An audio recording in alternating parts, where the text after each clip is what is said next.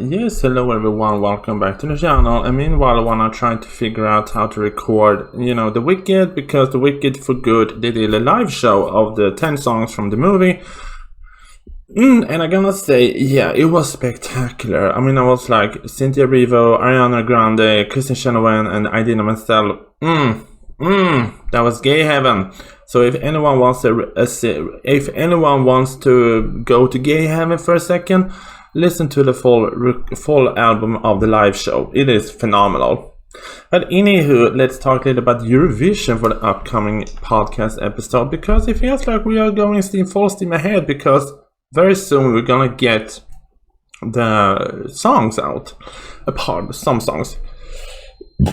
Sorry. Anyway, I'm gonna say we have the first selected artist, which is Antogoni from Cyprus. It's gonna represent Cyprus, and according to EurovisionFan.com, SEBS explained how Antogoni was selected. During the SCIBC morning show on Morfimera, Andreas Anastasios, the press representative from the Cypriot delegation, explained how Antogoni was chosen as the Cyprus representative for 2026. He confirms that what, according to Eurovision Fan already reported a time ago, Antogoni's selection was made by an independent 5-member committee. Interestingly, the members of the committee did not know each other, nor they were aware of the scores given by the others. Each one voted separately. Well, that's interesting. Just yesterday, Thursday, November 6th, so 4 days ago, the votes were counted in by television department, and the results were revealed both to the artist and to a record label. Well, that's interesting that people are voting on someone and they be like, wow, we want you. SCBS immediately made the announcement to prevent any possible leaks. As for the songs, no decision has yet been made regarding its selections. Andreas Anastasios asked for some time, explaining that Antogoni herself is trying to process what happened. Yeah, no gee, I wonder.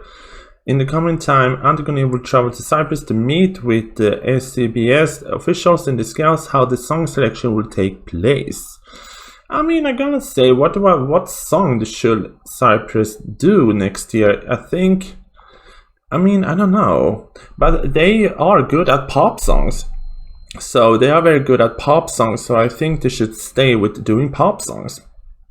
What do you think? What should Cyprus song do? But the thing is that they have not done a ballad in this sometimes, and they did ballad 2004 with a ballad. They came 5th with that, so I think maybe they should dive into a ballad, but I don't think, is Antogoni a ballad girl? I don't know. Let's move along. We'll move on to Iceland. Oh dear, Iceland, you're so interesting. Iceland, according to Eurovision, again, I love that site. Anyway, Iceland, uncertainty surrounds Song Bakkepinninn 2026. Well, isn't that interesting?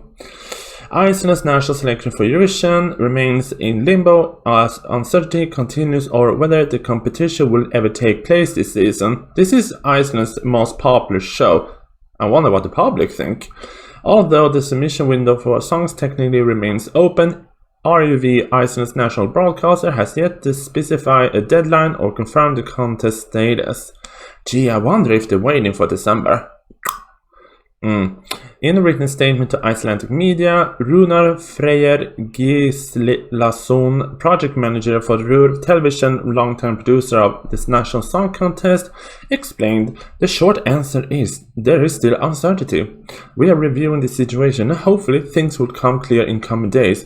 Well, what is happening in early December? Well, they will have the General Assembly meeting about Israel, so you can say that, we understand. The broadcaster has initially confirmed Iceland's participation for Eurovision 2026 in Vienna, but only conditionally pending the outcoming of EBU's internal reconciliation of Israel's participation. I wonder why.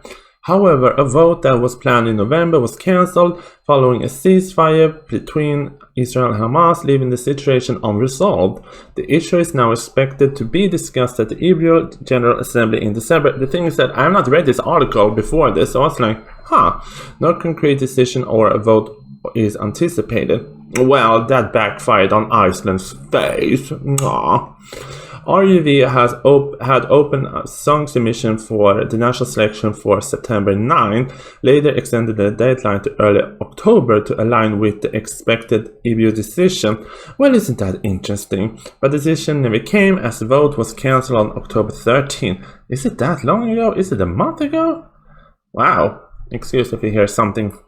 According to Icelandic outlet Vísir, this year's number of song submissions has been significantly lower than previous year, which is understandable given the ongoing uncertainty whether Iceland will ultimately participate in Eurovision 2026.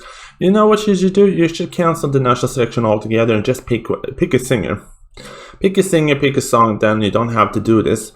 No host or production team has been confirmed for the national selection so far. I cannot say that word. Making a notable delay compared to previous year. For reference, last year's submissions lasted on just 23 days, while this year nearly 2 months has been since entries opened without any closure date in sight. I'm gonna say, if Iceland wants to do this, just pick a singer. And then select the song. You don't have to have national selection. It is easy. The national selection has served as Iceland's traditional method for selecting a Eurovision entry since 2013, with only exception in country history as such as 2004-5 when Jonse and Selma was internally selected. Should RUV decide to opt a different approach this time, it would mark the most unusual turns in Iceland's Eurovision history. Now, the most unusual thing that would happen is the fact that they go from actually not qualifying to actually winning the Eurovision. That would be very, very unusual term. It would go up to the top 2. 2004, I don't remember that song, but 2005, yeah, the Selmas and her weird aerobics class. Yeah, that performance was very odd. But yeah, I think many people expected Selma to come back to claim the crown because she was the runner-up after all for 1999. But Charlotte Perrelli stole that win. I mean, the thing is that for me, I think those countries that wanted to withdraw, threatening to withdraw, it all backfired in their face, and now they are standing there with egg on their face. And Iceland, I think, Iceland and I guess Slovenia has been one of the most outspoken and be like, we have demands, and then was like, oh, what should we do? Well, Anywho, let's see next article, because I'm gonna do a shorter video today because usually I talk like for 30 minutes, but I'm not in the mood to talk. I'm not in the mood to talk that long today, so it's gonna be a shorter video today. So bear with me. Anyway, let's talk Kazakhstan. I mean, there is the country. I mean, I'm gonna say we are waiting. The Eurovision fandom and I are waiting for Kazakhstan to enter. And according to EurovisionFan.com, I love this site, so follow them. We are closer than ever for a Eurovision debut for Kazakhstan. As Eurovision 2026 approaches, celebrating 70 years of the contest in the musical heart of Vienna, one name once again stirring discussion among fans: Kazakhstan. The country, which has been long expressed in which joined the beloved contest, seems to be in renewed talks with EBU, with several reports suggesting that it is possible for a historic debut may no longer be far away. Well, maybe 2026. Let's see. The state broadcaster Khabar agency, associated member with EBU since 2016, I guess that's why they have been in Junior Vision, has aired Eurovision for years, cultivating a dedicated fan base within the country. However, just like Australia in the past, Kazakhstan does not have the right to participate without a special invitation from the EBU.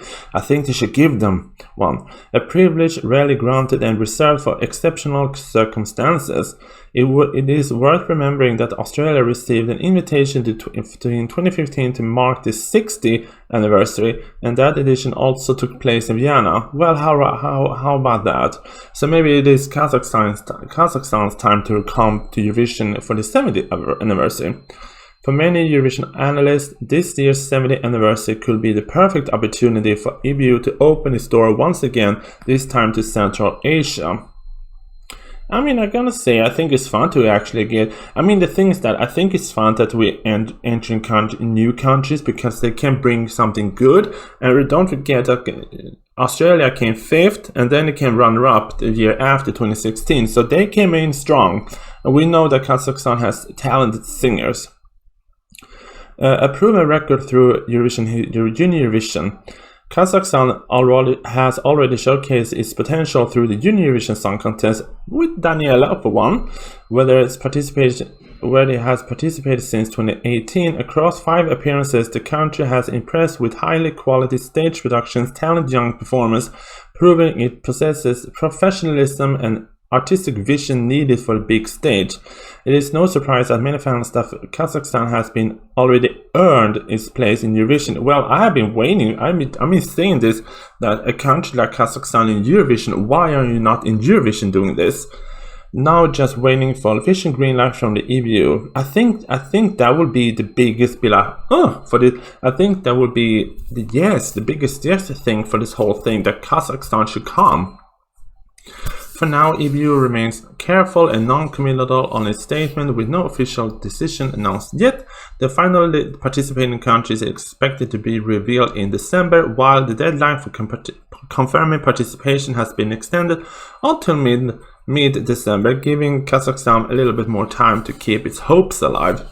As for now, 31 countries have confirmed this participation. Should Kazakhstan to be added to this list, it will become the 32nd country and the only debut nation in Eurovision for more than a decade. I mean, I'm gonna say yes. I think they should invite Kazakhstan and then maybe add Canada to this to the list, because Canada. We are gonna talk about Canada in a second. I think they should add Canada because can you imagine Canada and Kazakhstan both debuting in the same year? Oh my god, that would be so amazing. I mean, I'm gonna say, and we're all waiting for a big celebration, but I'm gonna say, those pro-Palestinian people, you better stay home, because you cannot come to Eurovision for a third time in a row and destroy Eurovision spirit. And Greta Thunberg, I'm talking about you too, you should stay home. Hey Vienna, can you ban her? Can you ban her from entering the country? Thank you. Anyway, let's talk Canada. I mean, I'm gonna say I think this was a little bit also shocking this week. You know, my shorts video now is like a recap video. Anyway, Canada explores participation in Eurovision. And I'm gonna say Canada's 2025 budget mentioned plans to explore Eurovision participation through CBC Radio Canada. The EU confirms early talks are underway, but no decision has been made. Finance Minister François-Philippe Champagne calls it a platform for Canada to shine. Can you imagine this? If Canada comes to Eurovision and wins, that would be the biggest FU to the president, the orange clown in the White House, you know, dumpy dump. And I'm gonna say, yes, USA at this moment with Trump as president should never be allowed to come close to Eurovision. I hate to be political, but USA as of now should never come to Eurovision. Oh hell no. Eurovision now should never allow USA to touch Eurovision, because we have seen how that country has transformed within 10 months. So no, USA should never be allowed to come to Eurovision as long as Trump is in the White House. That's my opinion. No. We don't want USA propaganda in Eurovision. I see it enough on YouTube, and no thank you. USA, you can stay away. Bye. We don't need you. Anywho, but Canada is always welcome. But you know what would be even more funnier? If Mexico enters too. You can imagine that, because if Canada and Mexico comes and they win and Mexico is runner-up or reversed, that would be amazing. That would be the biggest FU to Trump. We love you, but we love them, but we don't love you.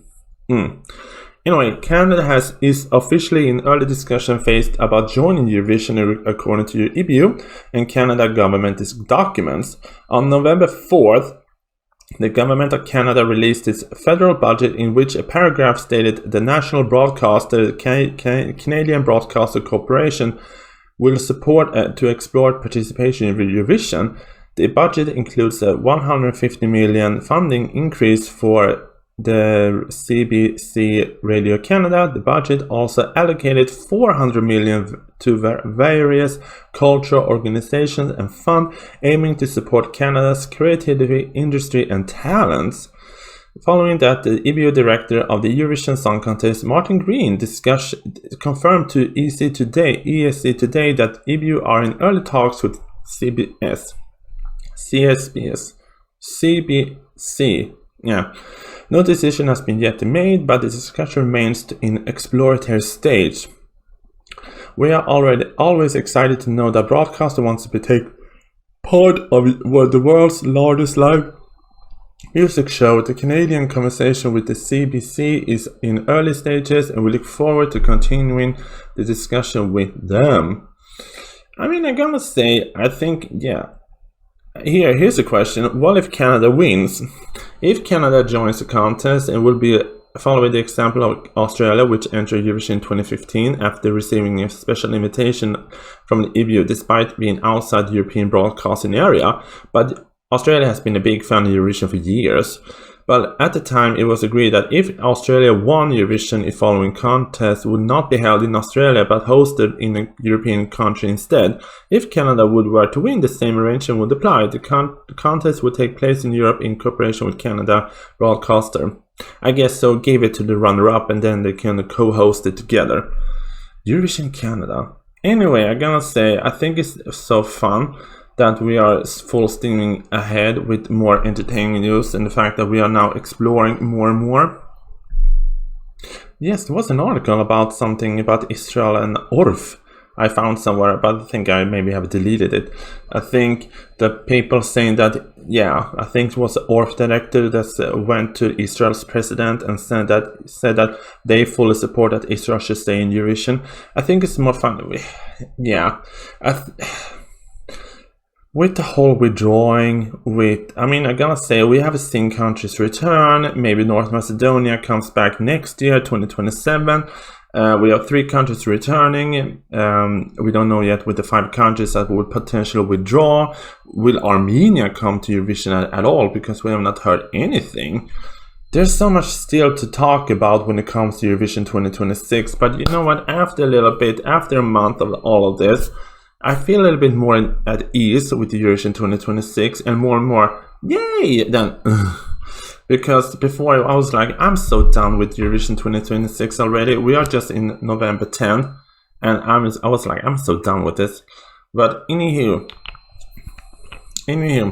that's for me all I have to say for today. I know this podcast episode is slightly shorter than usual, but but sometimes I'll be like, I don't have the strength and energy to talk about more, and then this is what is going on. We are still in the early stages, but we will still have a lot to talk about. Anywho, thank you so much for watching, and see you another time. Mwah.